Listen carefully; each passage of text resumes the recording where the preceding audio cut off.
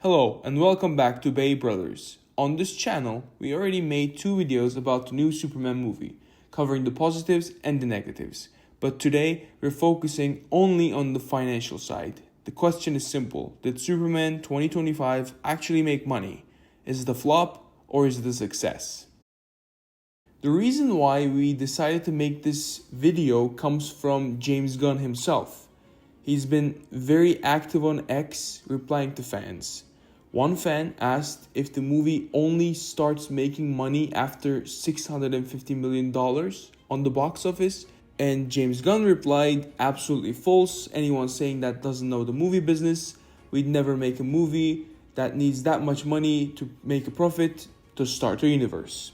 Now, normally you take the word of a CEO at face value, but Hollywood execs often spin box office numbers. Movies get hyped as successes, and then months later we hear about the financial disappointments.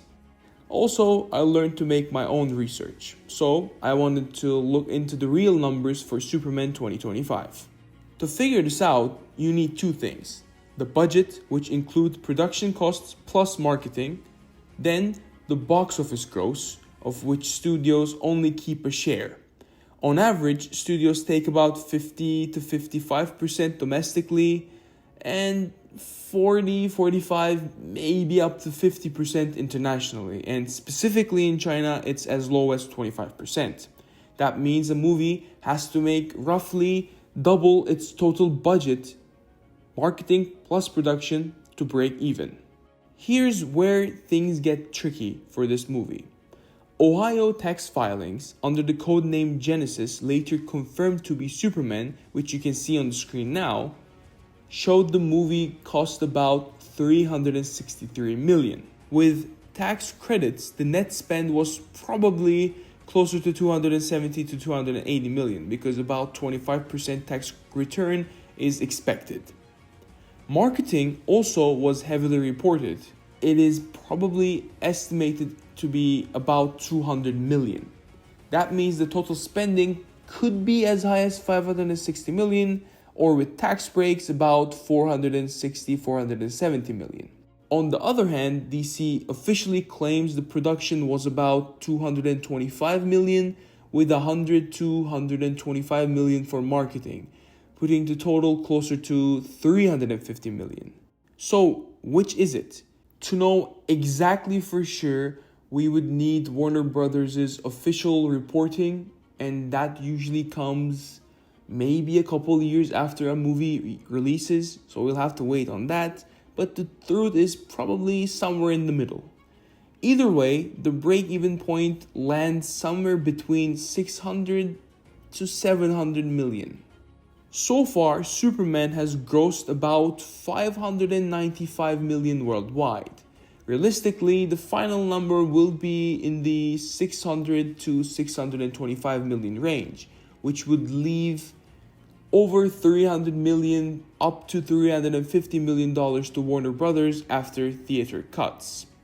That means if DC's lower budget claims are right, the film just about breaks even or makes a slim profit.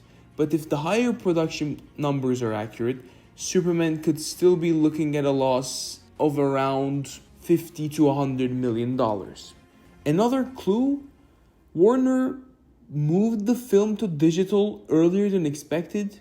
Gunn said it was to tie in with the Peacemaker Season 2, but I think the competition is the real reason. Jurassic World Rebirth, Fantastic Four, and the other summer movies crowds the schedule. Digital gives DC another revenue stream, and they clearly want to maximize profits beyond theaters. Here's the big red flag for me. Back in 2013, Man of Steel had a reported budget of about $225 million and $100 million in marketing. Basically the same numbers as this Superman 2025 as DC claims.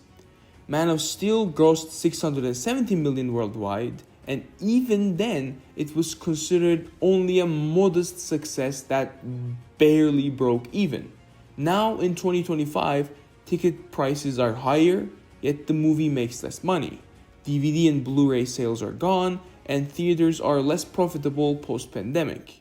If Man of Steel wasn't considered a hit back then, how can Superman 2025, making less money a decade later, be considered a huge success today?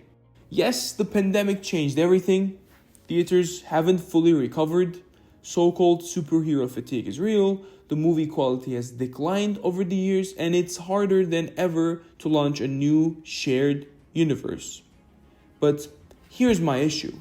Warner Brothers and DC knew this when they greenlit the movie. If 600 million is the new ceiling for blockbusters instead of the billions that we got used to with the MCU, studios should adjust their budgets accordingly. Spending 300 to 400 million on a film in this climate is risky. If you spend 200, 250 million, then you would be looking for very good profits. So, here's my final take. Superman 2025 is not a flop. Absolutely not. It's also not the financial triumph that some fans and media are painting it as. At best, it breaks even and earns a small profit. At worst, it loses some money.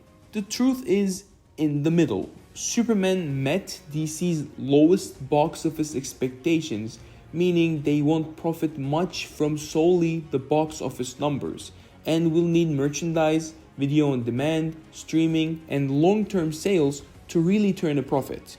And here's the thing, DC cannot afford to call this movie a failure. The film is the backbone of their new DC universe. If the first chapter is branded a flop, the entire future of the universe looks shaky. So, of course, they'll frame it as a success, no matter what the actual numbers may say. So, is the success? No. Is the flop? No. It is a middle ground movie, one DC can still use as a backbone for their new DC universe, but not the kind of blockbuster that signals the DCU.